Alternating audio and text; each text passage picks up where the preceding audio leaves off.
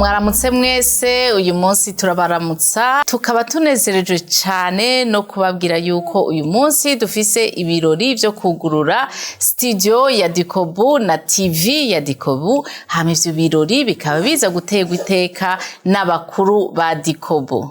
Kaze dukurikirane ivyo birori. Yes, indeed. My name is Stella Owimana, and we are here today for the grand opening of DICOBU TV and DICOBU Studio.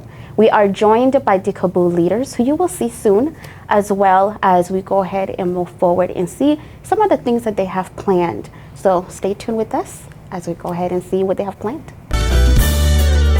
Hey, haubuzi imvura kugwa. Wapi? Yes.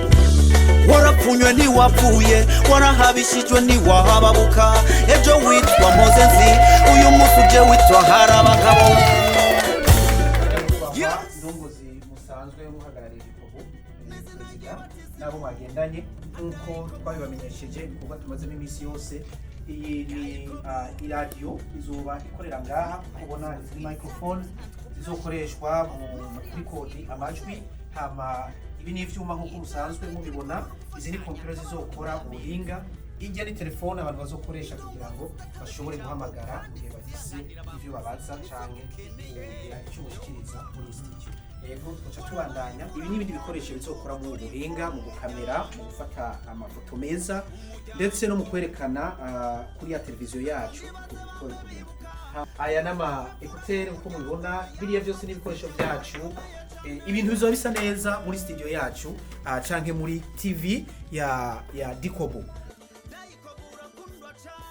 Banyakubahwa uko mubibona ikintu tuzaba dukoresha aya n'amakamera ko mubibona, aya n'amatara baranyamuza, aya n'amatara zo gukora mu buhinga, tufise amatara menshi. Babona yuko ata muntu azobura kubona ibyiza yayi ntibita ngo 5G izo biri muri TV twafise ibibona neza cyane. Rero turabashimiye ko mwadutembereye kugira ngo mubone ibyiza iko birategurwa n'umukuru wa DICOBU. Turabahaye kaze kuko murabona yuko ibintu bigeze kwindi point gasaba. Uturi mushusho shasha. Hey. Muyindi shusho shasha nyene. Hey. Moyone mwambaro kugira ngo ukore ibisumbi byo wakoze aho. Nkuko mwabibonye inyubakwa ni nziza, byose bisa neza, ariko ubu nakanya tugiye kwidondorana n'abatumire bacu turi kumwe ba DICOBU. Murakoze kumpa ijambo. Nitwa ku mazina nitwa Fabiola Hakizimana, nkaba ndumwe ndi mu ndongozi arongoye urwego shingwantwaro muri DICOBU. Murakoze, nitwa Samuel Ndayiragije, nkaba n'umurongozi mukuru wa DICOBU.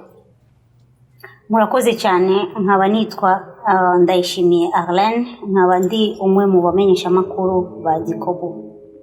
Murakoze, je nitwa Stella Owimana, nkaba ndi mu journalist ngaha kuri DICOBU TV.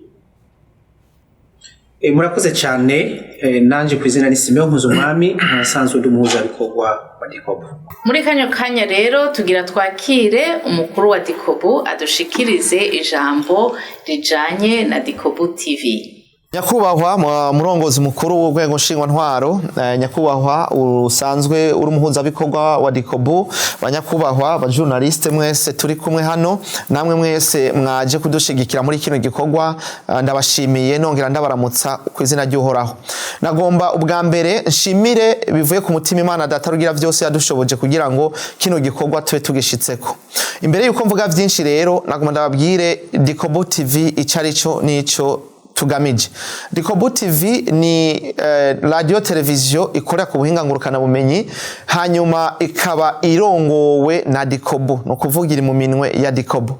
Hanyuma rero DICOBU twarimviye gushiraho iyo DICOBU TV kubera imvo zikurikira. Imvo ya mbere, tugomba yuko abarundi bose bari muri Leta Zunze Ubumwe za Amerika tugira aho duhurira, tukayaga, tukaganira, tukamenyana, hanyuma tukigishanya. ino radio televiziyo izodufasha cyane guteza imbere ivyiyumviro vy'uyu nuriya na cyane cyane wese arara ntibuca aharanira kubona iterambere ry'igihugu ryiyongereye abarundi aho turi mahanga duteye imbere kugira ngo dushobore guteza imbere igihugu cyacu. Hanyuma ikindi iyi radio izodufasha cyane, iyi radio izoduhuza cyane n'abajeje intwaro hano muri Leta Zunze za Amerika kugira ngo abarundi nabo ijwi ryabo ryumvigwe, na cyane cyane aho tuzovuga ibibazo biduhanze, aho tuzovuga ibintu byose twateza kuronka ariko tutaronka aho tuvugira. Iyi radio kandi izodufasha mu kuduhuza n'abanyamahanga basanzwe bakorera ngaha muri kano karere, haba abakorera muri Amerika cyangwa ahandi hatandukanye, na cyane cyane kugira ngo dushike kuri ryaterambere twifuza. Ino radio rezo duhuza n'abanyamahanga bifuza kwinvestisa muri DICOBU, mu Barundi, mu Burundi, eka bose afise umugambi wo gutwara imitahe yabo mu gihugu. Tuzofashanya cyane, ino radio izovuga ibitari bike. Ino radio rero izovuga kandi amakuru mu Kirundi no mu zindi ndimi ku munsi kugira ngo umurundi n'umunyamahanga wese ashobore kubaho amenya ibibandanya ku munsi mu rurimi wenyene ubwiwe yumva. Ino radio rero izodufasha kandi kuremesha ibiganiro bitandukanye. Hariho nk'ibiganiro vyitwa ngo terera, ibiganiro bitandukanye bizoza biraha ijambo abarundi bafise ivyiyumviro kugira nabo baterere mu iterambere rya DICOBU, mu iterambere rya Diaspora ndundi, mu iterambere ry'igihugu. Hanyuma ino radio rero sinivyo gusa izokora, izofasha kumenyekanisha ibikorwa vyiza bizaba biriko birakorwa n'umurundi ari mu mahanga, eka n'ahandi hatandukanye, ico no kwita abarundi ariko barakora ibikorwa biboneka kandi bigaragara, bikwiye kumenywa n'abandi batari bake kugira ngo bibigishe vyongere bibungure. Nagomba rero nshime bivuye ku mutima, nshimira ubwa mbere mwebwe mwaje kudushigikira ingene mwaduterereye. Mwese muri ngaha mwaragize ico mufasha, mwaraterereye kugira ngo kino gikorwa kigende neza. Nshimiye abadukorana, nshimiye abari ngaha n'abatari ngaha kuko twavyifashemo neza, twakoranye mu rukundo kandi utwana dusenyera ku mugozi umwe kuko hari ubumwe umuhoruramwa kandi urusato rw'imbaraga sagwifuka batanu. Muri DICOBU rero tuvuga tuti ahari shaka harashika, hanyuma tukavuga tuti iyo mbona ni ubona, iyo tubajije umuntu nkuko ni kugira ngo twumve ko turi kuri même page, kugira ngo twumve ko ari DICOBU vy'ukuri yamaze gutahura, yamaze kujijuka, yumva ko kuja hamwe bifise akamaro. Inyishu aca yishura ati inzira idushikana ni DICOBU.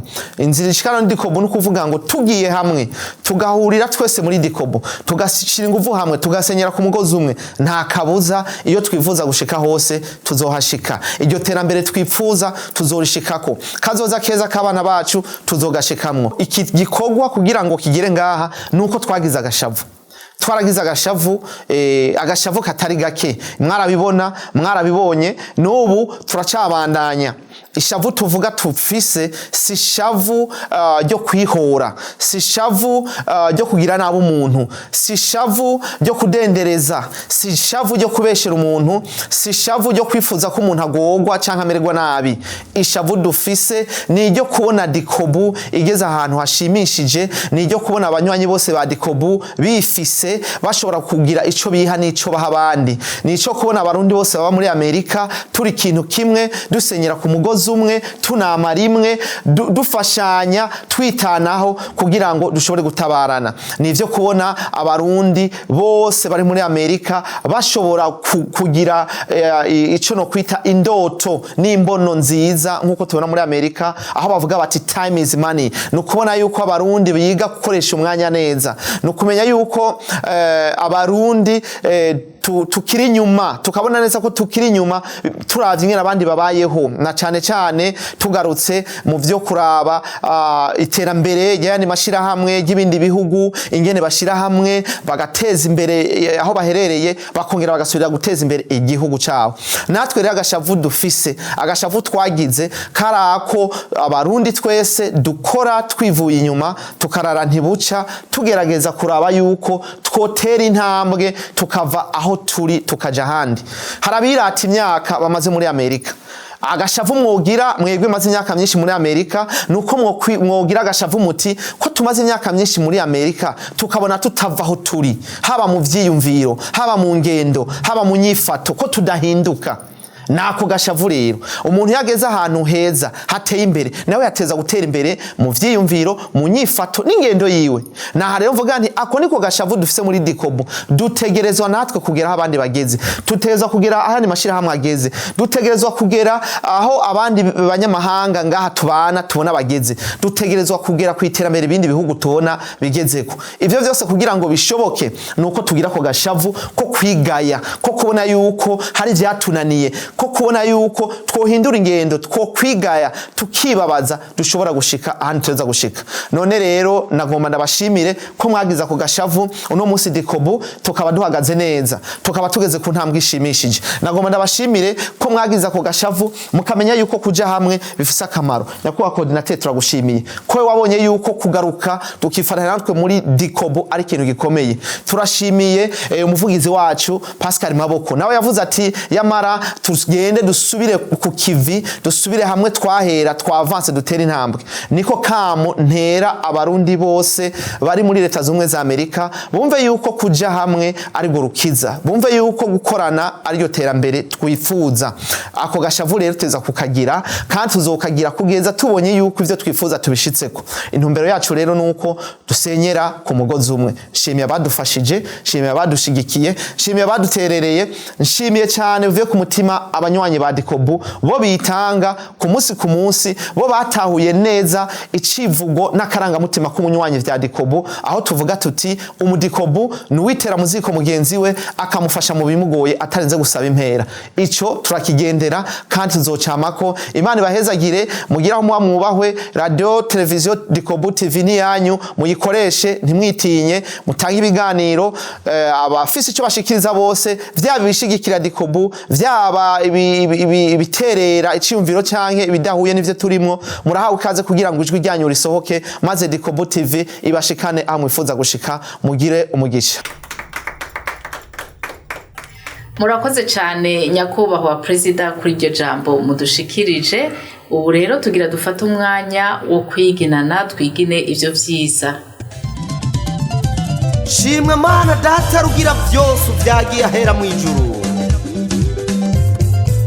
reka tugushimire wowe nyakubahwa mutagira inzigo wowe utanga ibifungu udafungura reka tuduze amashimwe kukuntu urinda aba DICOBU imisi yose mana fagitire yawe ntabwo twoyiriha ibikorwa vya DICOBU urabishigikira bikaguma bitera imbere nuhabwa icubahiro mana data mushobora byose reka rero nsaba DICOBU wese ari ku isi nzima azamura amaboko tuduze amashimwe ku mana yacu